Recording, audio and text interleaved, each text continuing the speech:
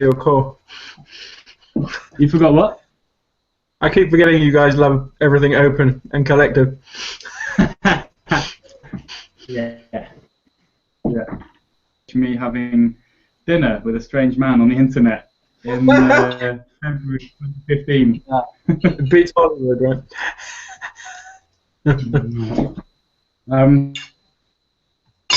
Oh. Hey, Marc, by the way. Yeah, so how's it going? Yeah, really nice, man. It's been a mad. It's been just a mad few weeks, like 3 weeks with Change the Future. Because it's been awesome, really cool. We've had the paper prototype, this wall of ideas, up in the gallery. 3 weeks gathering people's ideas for how to improve Brighton. So we've had school groups, we've had people from kind of all ages and backgrounds and stuff, although at the same time it is kind of in a gallery, even though it's in the middle of town on the high street, really like open to everybody, like it's still a gallery. So, but like anyway, lots of ideas, really like organised, colour-coded, people can vote on each other's proposals and build upon them. And like the more detailed and specific actionable ones move to a different area. So like it's cool. But yeah, and then we got Caroline Lucas and the leader of the council to come and look at it, and they were really interested. And we've taken it down. But yeah, I've just become very poor. But I have got an office finally, very cheaply, like a shared office space. So I'm happy again. Cool. So, the council say they're going to take some of the ideas and implement them, or? Not exactly. That wasn't quite the point of it. It almost was, but the point is really to say, look how important this kind of space is and how much we need to create this kind of space. It was a proof of concept, I guess, saying, isn't it mad that there's such a gulf between people who make decisions in this city and the people who are subjected to those decisions? Yeah. Let's just have a place where we come together to talk about stuff. Yeah. But I think the real challenge from my experience is to go from collective discussion and debate, which is, I suppose, an improvement on what currently happens, and to finding the processes to make those things happen. Yeah, of course. Because the exercise is arbitrary, and the channels can be developed to turn discussion into reality, and for that ultimately to become part of the political kind of decision-making system. So that's kind of the real challenge of all this. The other thing to consider doing it is to bring the kind of board into public consultations. Exactly. Yeah. Yeah. So what are the next public consultations happening in your town, and then offering to set up shop or run workshops, hackathons, etc. around greater public contribution around one particular area. And so what I think needs to happen, like one of the things design-wise I think would make the Wall of Ideas better is having a sticker you can put on someone's proposal that says, the issue with this is, or the obstacle with this is, the challenge with this proposal, implementing it, is this. And then the sticker can point at potentially loads of things. And that could be a really, a way that very busy council members, people very influential in decision making, can just stick those stickers on there and then suddenly pick the conversation up a little. Yeah. So when are you going to run another test here? Yeah, we'll definitely keep exploring this area because that's what the whole project is about. Right now we're kind of focusing mainly on crowdfunding grand for a double-decker bus, which will be a permanent and mobile version of the Wall of Ideas, that we can take 2 people rather than expect them to come 2. Yeah.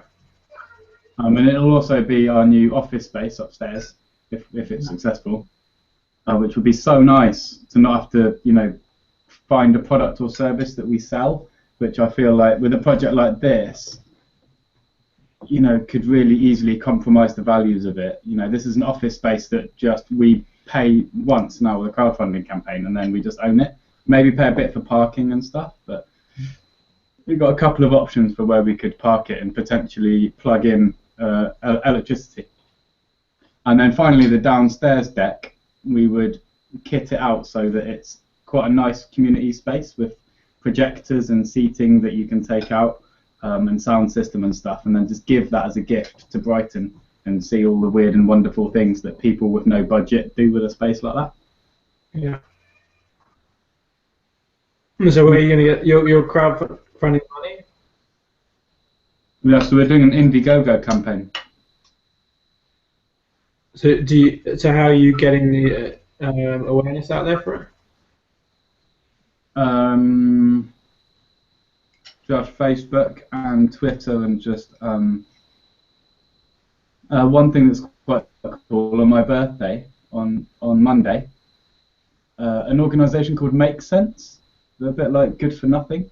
They kind of do flash mob sort of hackathons, and a woman called Elodie, who's in the sort of core team of Make Sense and helped grow it out of, I think, Spain into London, and then now they want to grow it more nationally, is holding on Monday this flash mob sort of hackathon for the bus crowdfunding campaign to sort of try and get the word out there, and just improve it as well, I guess, because it's got room for improvement on the actual campaign itself. Yeah. I really want it to happen. I think it would be so. How long have you raised much with it already? Or? It's only been up 2 days. I've only got about £200, I think. Okay. And what about the local media and things, traditional media? What, like sort of the Argus or a local newspaper sort of thing? Yeah. Yeah, that's a good idea. Yeah, I'll try them. Because I mean, that's if it's for the community, then it's raising awareness that. I mean, presumably that's the most widely read media thing locally. I think so. Yeah. The local media must be the Argus. Yeah. And then as well as there kind of any funding for the arts or for. I mean, I suppose the thing is, we chose the flexible funding option, so we still get the money if we don't reach the goal. And I don't know if it's a good option, but I suppose at least it means we could maybe potentially. You've just made me think. Maybe we could get the sort of remaining 10,000 or something, or 5,000 from, funding, more mainstream funding. But the thing is, with this project, I don't know, I feel like we want to tie ourselves down as little as possible as a collective, as a democratic, self-organized collective, so so that we're free all the time. Every day is a new day, with new opportunities for new ideas, and we can change the strategy, which in reality we don't. 90% of the time, we keep going in the same direction and keep moving things forward. But sometimes, something disrupts us, and we go, wow, actually, what if we did this, and we change course, a bit. I think get sort of more mainstream funding. They don't really like you to change your plans suddenly. No, yeah, I mean, I kind of have the same sort of problem. I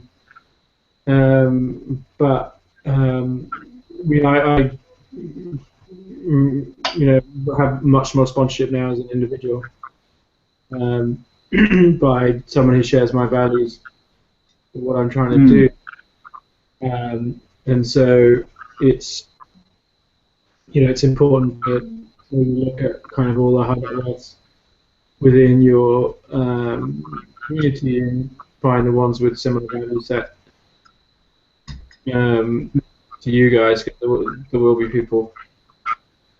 There will be people within the community that have made money but share similar values. Yeah. Yeah. Or maybe your old pupil networks and things like that. Yeah. You know, who are the people that have been successful that come from democratic school background? Would it be completely ridiculous, do you think, to go to like try and investigate sort of local, I don't know, like a local Rotary club or something, and try and probably everyone does that, like, oh, rich people, let's gravitate towards them. And yeah, but the problem is, if you have old world type organizations, they won't understand new world type democracy. And then it becomes, you know, kind of threat to the. It depends how you position yourselves and what you're actually talking about, what you're trying to achieve, right? Yeah. Obviously, we describe it slightly differently depending on if we're talking to someone very considers themselves very politically engaged, or a sort of younger person, or like isolated, disengaged person, or someone, I don't know. Yeah, it's different for different people. But I mean, essentially, the kind of very simple and still quite powerful description of the project that I think, you know, convinces most people, and surely it has to, is, you know, we're trying to create a space where there currently really just isn't one, for people to come together in all different kinds of communities to more deeply understand local issues and problems together from different perspectives, and then focus that conversation into solutions.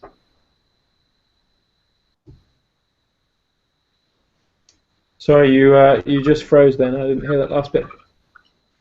And focus this conversation about understanding local issues from all of our different perspectives.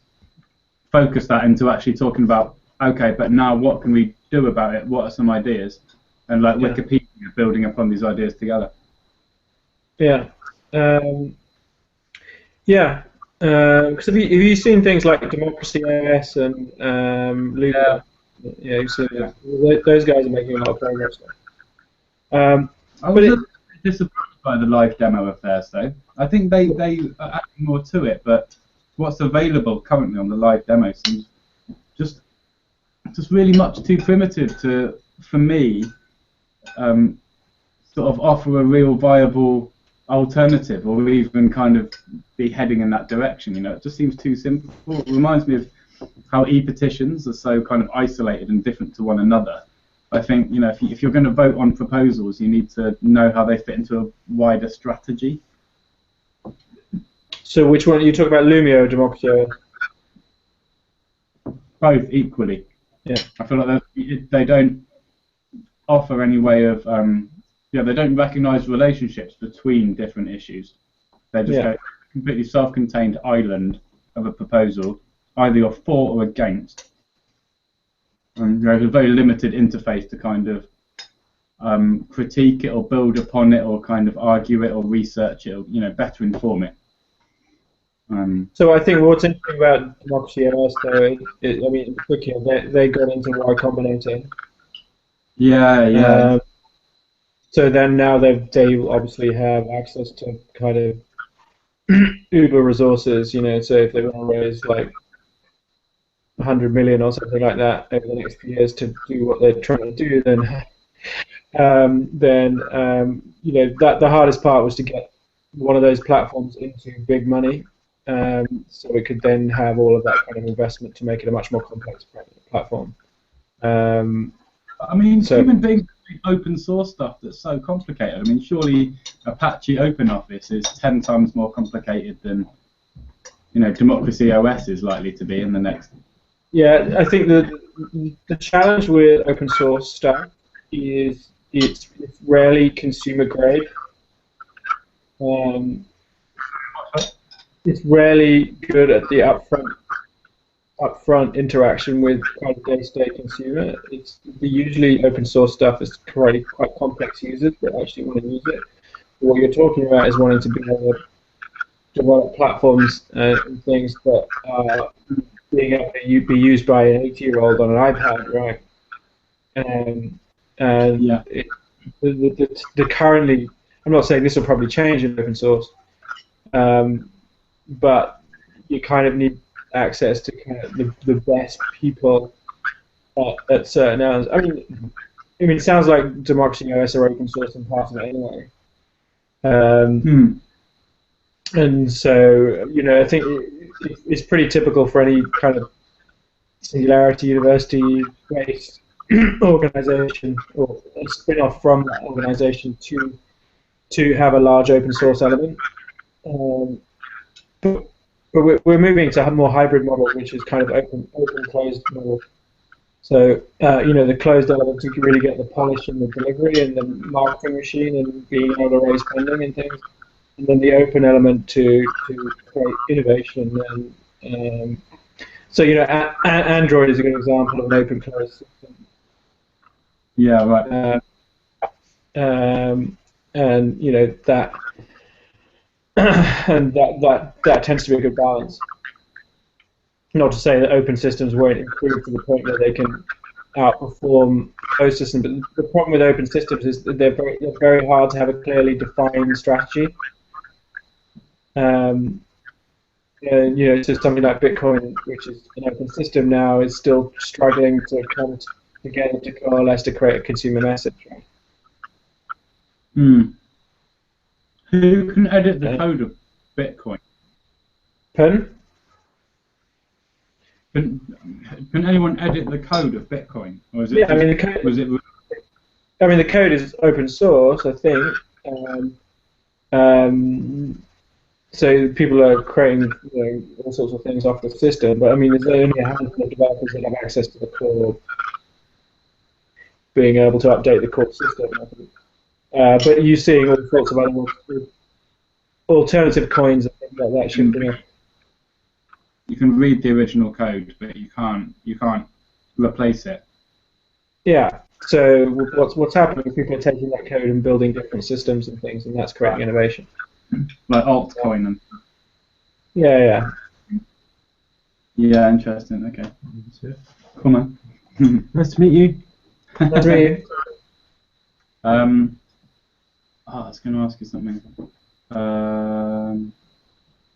Yeah, but so I think I imagine it open source, but yeah, what you're kind of saying about hybrid, but in a different way, I guess. Open sourcing it, but why not pay people a little bit? If an open source developer writes loads of lines of code, stays up all night for 3 weeks, and is like writing loads of code, and they contribute that, and the Change the Future community together goes, "What? This is really good." Then why not be able to reward that person or appreciate them with some money? I feel like there could be a structure in place to do that. Yeah, I think so. But then it's the central organisation needs to have money to be able to distribute, right? So there are certainly some organisations that are starting to gamify contribution. Yeah. And monetize contribution and things. So when you think about bug finding in Google or Microsoft and people like that, creating bounties for bug finding and things, the models work. And pricing and all those kind of things. So it's happening. But the key challenge is always people are really used to highly simplified, high quality. So if you look at Uber and Tinder and kind of all of these super high speed polished systems, that if you're really wanting people to participate, you've got to get to that level of delivery, because that's what people are used to. Any friction in the process radically drops participation. And so that is really why it needs probably. I can't see it operating from anything other than a highly funded closed element system. If you look at if you look at something like Quirky as an example, What's that? What's Quirky? Quirky is a product design company. It's a crowd-based design company.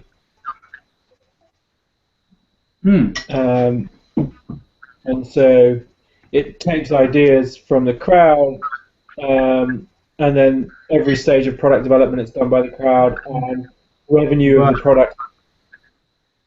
the products is shared through contribution. Yeah. And they've taken the whole product development cycle down from like 18 months down to 27 days or something ridiculous like that. Yeah, I've seen this. Yeah. And so it's a highly leveraged kind of crowd-based reward system. Yeah. It's mad how instantly successful these things are. Oh, that's also interesting. How the if you hover over the Quirky logo, it constantly changes shape. Oh, really? And what I was just halfway through saying when I noticed that was how much this reminds me of OpenIDO. Do you know OpenIDO? I've heard of it, but I can't remember what it is. It's really, I think it's really interesting. They're crowdsourcing voluntarily hundreds of thousands of hours of, of ordinary people's time and expertise to crowdsource solutions to problems, basically. But the thing is, it's the problems, the challenges, are not set by anybody. They're sponsored challenges. And sometimes I think that's a little bit dubious, because one of them is like Coca-Cola doing like a thing on recycling, which is Actually, the really interesting one is HeroX. HeroX. Yeah, which is crowdsourced pricing. So it's the democratized version of the X Prize.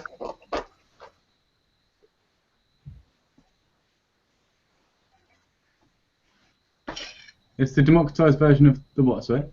The X Prize. I can't remember what the X Prize is. X Prize is like the big prize that restarted the space race. Has got the tricorder X Prize, the artificial intelligence prize. It's like solving humanity's grand challenges with large prize funds. They're doing the Learning X Prize as well to have a tablet teach kids to read. The HeroX is kind of democratized, so any community could go. How do I solve say you want to put a new sewage solution in, they stick a $5 prize for an order of magnitude change in sewage solutions, and the whole world bids for that prize. What you can do now with HeroX is say, I want to solve this prize, say I want a hoverboard, and everyone in the world wants a hoverboard, contributes to the prize fund. But the hoverboard for the first cut, and if the prize fund gets big, then more people actually find into it. But typically, for every kind of pound of a prize fund, you get 20 times the prize money invested in trying to find a solution. So it's pretty much the highest leverage philanthropy there is, because if you wanted to solve the world water problems, you could use pricing to do it in a super high leverage way. Yeah. So it costs far less to put the prize up than it does to actually try and solve the problem yourself. We're so creative and innovative at ways we can spend money. I wish we were that creative at thinking of ways we can innovate, ways we can bring it in or even replace it.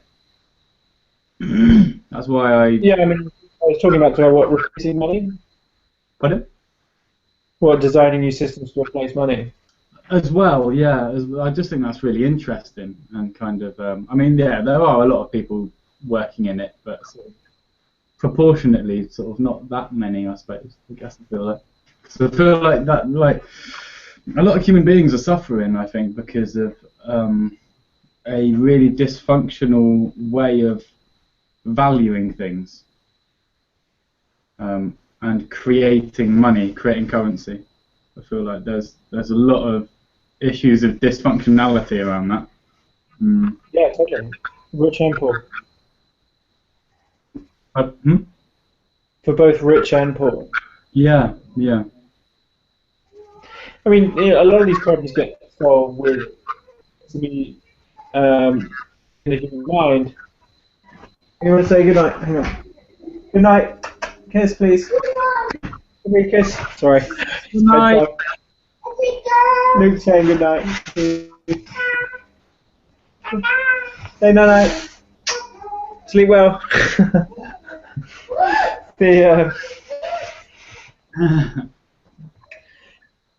Yeah. So I mean, we're looking at trying to get a minimum income experiment going.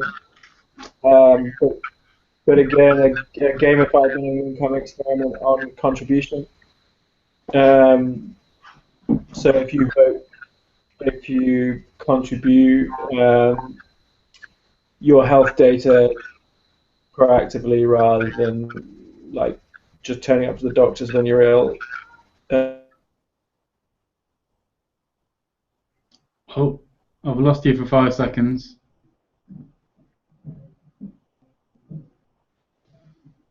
Lost you for 10 seconds.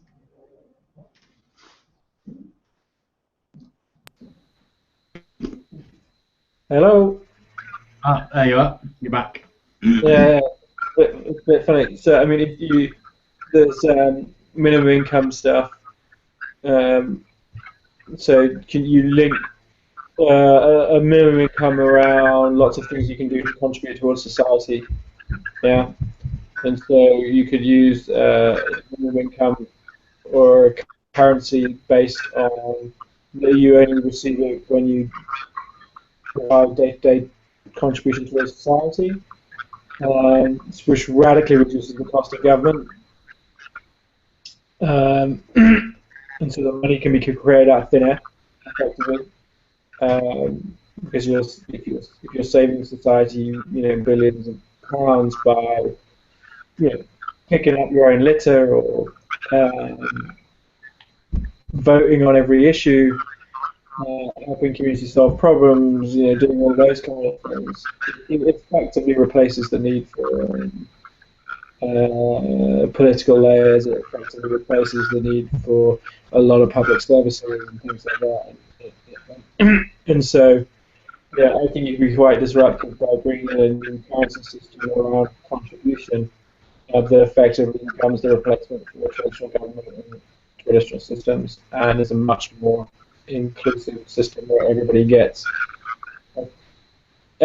an equal amount, providing they contribute to the collective, right?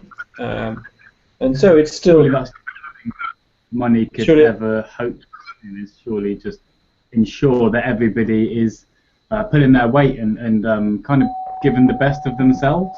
But actually, I feel like in real life, no one can put their hand on their heart and say that money puts pressure on us in a way that really brings out the best qualities in us. The black hole.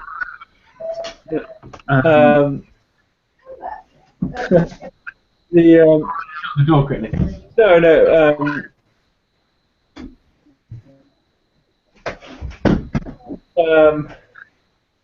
No, and money beyond a certain value doesn't, right? But at this stage, money below a certain value does. It's kind of minimum income. What do you need to kind of eat, stay in good health, and feel socially connected and things like that. There is still a need for a need for funding. Well, in half an hour we've got a Change the Future social around the corner at the old pub. What is a question or suggestion that, if you have one, that you think would be good to take to chat to people about? So the biggest thing I think will change the future is because ultimately all of this stems down from one issue, right? Everything is like a pyramid of issues. Right? Yeah. And ultimately, the primary issue for humanity is that our brains were designed for a different era. Yeah. Our brains are fundamentally hardwired for scarcity. Right?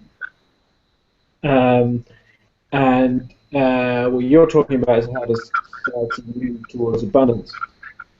And to achieve that, we have to in essence rewire the human mind. And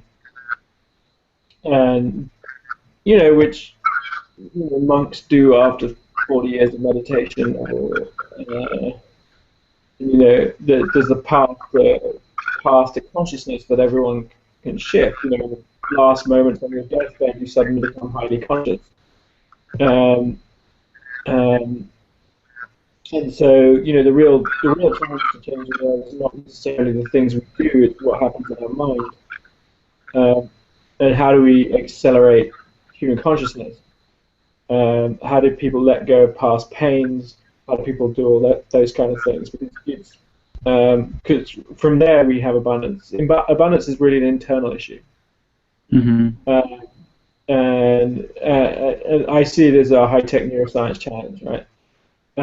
So, does if I understand you rightly, what you're saying relates, I think, kind of to this thing, that you could give a human being who needs to chop wood, but maybe they don't know the word chopping, they're not aware of chopping yet, they just know they need small pieces of wood, they're not familiar with axes or the word chopping, and you could give them an axe and it's exactly what they need, but they've never seen one before in their life, and so they're not sure what it is or what to do with it.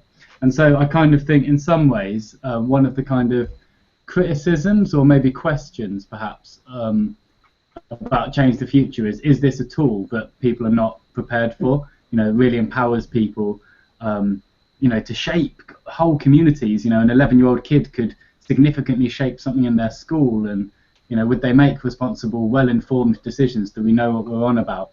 And this is an area that I'm so passionate and curious about, especially having gone to a school where 11-year-old kids did shape their school. And most of them, didn't have any real experience of any sort of environment like that. They barely exist.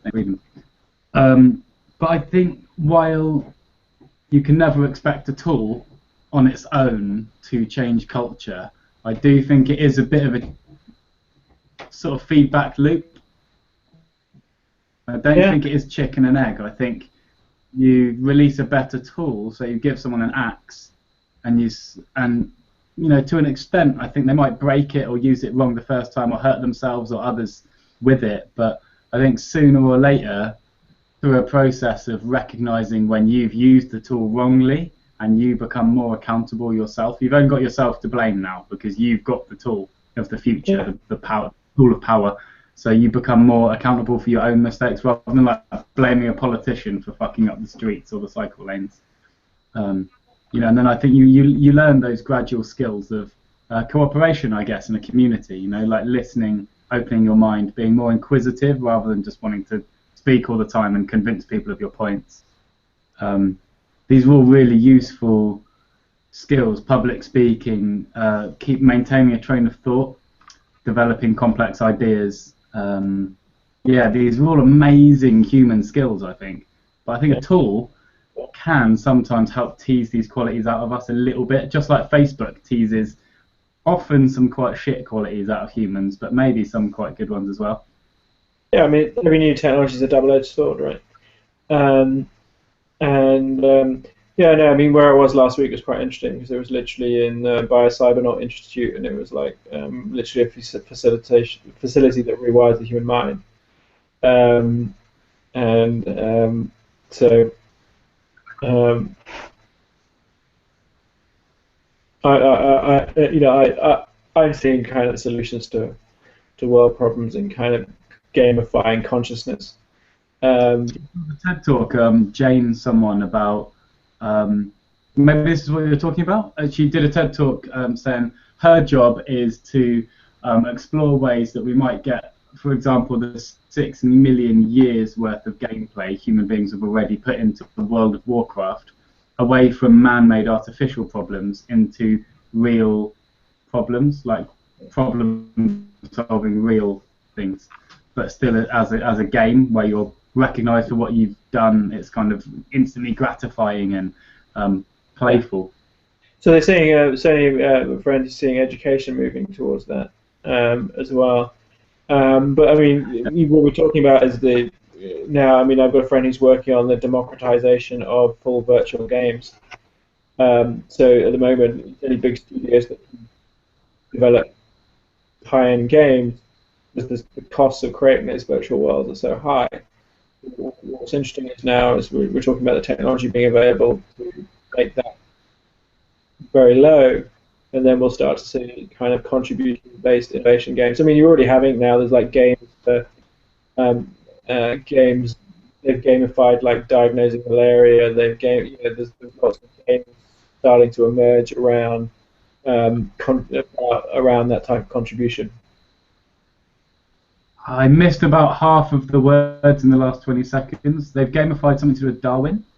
With malaria diagnosis. Oh yes, yeah. So it's starting to come. I think people will want to play games that are more meaningful. It's just the studios are currently selling what people think they need. Yeah, which is big kind of shoot 'em up. And as soon as that the cost of game production, high quality game production falls, then you'll start to see an explosion of innovation in directions that we haven't yet seen. Yeah. And then you've got augmented reality where we start to gamify in the real world. So getting points for picking up litter, or do you know what I mean? When you're walking past and actually being able to intelligently do that, we're not far. We're in that kind of zone within the next decade to be able to augment reality, and so we can be tracking our behaviors and then giving ourselves scores for being better human beings. I mean that's not beyond that. I mean, the truth is every problem we have is going to be solved in the next, in the future. Our only questions really lie on whether or not we enjoy ourselves while that change is happening. The world is becoming more conscious, right? It's an unavoidable shift.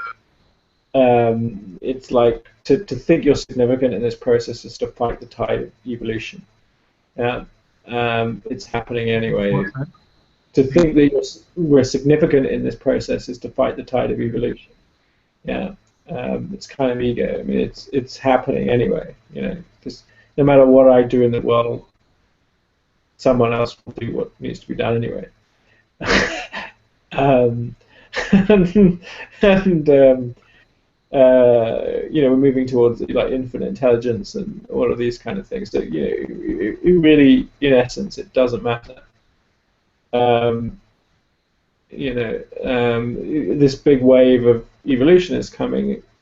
We're right in the middle of, and all we really get to choose is whether we sit on the top of the wave surfing and enjoying ourselves, or underneath it being tossed around by kind of the wave itself. But it's just happening. So whilst all these conversations are interesting and great and wonderful, it really doesn't matter because it's happening anyway, right? It's no surprise that democracy systems are popping up all over the world now, and people are solving the problem. One or two solutions will win, and they will learn how to solve the problem in the same way, or we'll all kind of. About 2 years ago, I realised that logos and brands are kind of a bit scary, because if like Change the Future organises a kind of get together for people to come and solve some local issue around recycling or whatever it is, or even bring projects similar to Change the Future together, as soon as it's on our website with our logo, with our brand or whatever, other people are kind of then buying into our brand. You know, it's kind of, some people won't give a shit, and then quite a lot of people, unfortunately, maybe, you know, will feel like, oh, why are we fitting inside their vision? Why are we a part of their vision rather than them being a part of our vision? And who's got the bigger, more all-encompassing project? And I feel like I experience that sometimes in certain ways. So I feel like let's forget kind of logos and brands a little bit and kind of talk more about like work and like the actual actions that we're doing and the values. Like, for example, there was an event in Amsterdam that is actually organised by WeShare, although they co-hosted it actually with anyone who stepped forward as a co-host, and they didn't put their branding all over it, and they called the event just Collaboration Camp and chose to take their name out of it. And I think by doing that, you know, made it feel a lot more inviting for people to kind of collect around only that theme, rather than feel maybe like a fear of being marketed to, or you're going to have to pick up lots of business cards that you don't want, or flyers, and sign up to our mailing list and that. Yeah, I mean, it's a difficult challenge, right? It really is. I'm someone who, I don't mind all this stuff, provided the values behind it are good, because it works. And I'm also a big believer that you need the ego to unlock the ego. And so I like to kind of understand that it's probably one of the main mechanisms for unlocking humanity is actually going to be whatever the next Apple logo is, right? It's just we kind of have to use human weakness to create human strength, and so I think we could sometimes have a messiah complex a lot of the time. Like a lot of projects like Lumio are lovely when I've spoken to them, and Your Priorities in Iceland, and you know, amazing groups of people, and Assemble as well, you know, behind Imagination for People, and doing amazing, inspiring work. But I wonder how many of them are sort of tomorrow going to wake up and be confronting a really stressful or difficult challenge, or putting loads of resources into solving a problem that actually, like one of the other really similar projects solved like a while ago, or overcame a while ago. You know, we became this legal entity and it made everything so much simpler, or this is how we organised an event so that it really worked. And so I think we've changed the future, and sort of what I put my energy into, I really want to, every time I fuck up or do something really well, I want to share it in far as wide and organisedly as possible. Yeah, I mean, so that's why I do this broadcast. It is starting to happen. I mean, I was with like a community catalyst event where 20 of us went and just sat on a mountain and kind of shared our biggest failures and pulled together resources and things like that. You know, so and you tend to find that, you know, community catalysts have that type of mindset anyway, because that's how they make change happen in their communities. So they're more than comfortable with operating the same systems amongst many communities and things like that. So you know, the system works at any level, which is interesting. So, you know, I'm in agreement. I mean, the type of person that makes change on the ground now is the same type of person that helps swap that helps you know, shift that change around the world as well. Because you're talking about you know, systems leadership is open and collaborative, and so they understand that it's a chaotic system, and it's all about sharing and sparking ideas and doing it, and cross-pollinating systems and all that kind of stuff. It's certainly how we work. And everyone I've met and spoken to within this system, no human's perfect. Depends how much inner work they've done.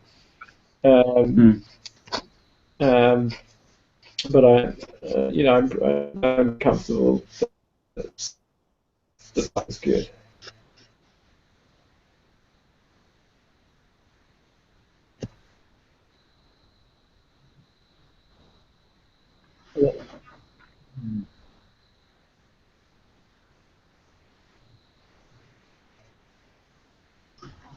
I'm going to go to this social thing, this meet up. We'll have fun. I actually quite fancy a beer. I haven't had a drink for a couple of weeks. Yeah, definitely give me a shout if you're ever around Brighton. Yeah, I will do. I keep meaning to go. I'm gonna kick my ass there one day this year. I'll definitely try and make it there this year. Yeah. I keep turning right to London or left to London, whatever it was, from Gatwick Airport, and it's only like Yeah. Yeah. and it's just we're definitely. hell out of me that I don't go that way. And if you think of anyone that you think I should know about or contact, any projects you think are working in a similar field or people that might be interesting to talk to, then you're one of my most respected people for leads like that. I think you're hooked into a lot of interesting places. Yeah, I think I really appreciate it. Well, we'll start, both in terms of Social Tilt, which is the organisation that a friend of mine is building, which is pulling together all these community catalysts around the world. When all that site, well, it doesn't exist yet, but we had the kind of founding conference in January, which is something called Social Tilt, which was community catalysts from around the world. So we're going to pull all that together in kind of a website, blog, resource centre, and event system. Also looking at building a higher level WorldFix type event and community, Davos 2.0 type stuff later on in the year. Yeah. So both of those things will bring all the networks together at those each different level, and then we'll kind of create online open spaces there, and then kind of events and stuff as well. So I mean, it's all coming. It's just trusting that. Yeah, the WorldFix and stuff is like, that looks pretty important. Yeah, well, it is and it isn't. You don't know? Well, I mean, as I say, it'll happen anyway. It's just, we'll kind of lay claim to it in an act of mischief. But as I said, someone else will work out that these are the types of people that you need to put together in a room to make epically large global change happen. So it's just a question of time, really. Right, you. I'll catch you soon. All right, mate. Take care. Have a good night. Good to talk to you. Yeah, you too, mate. All the best. Keep doing what you're doing.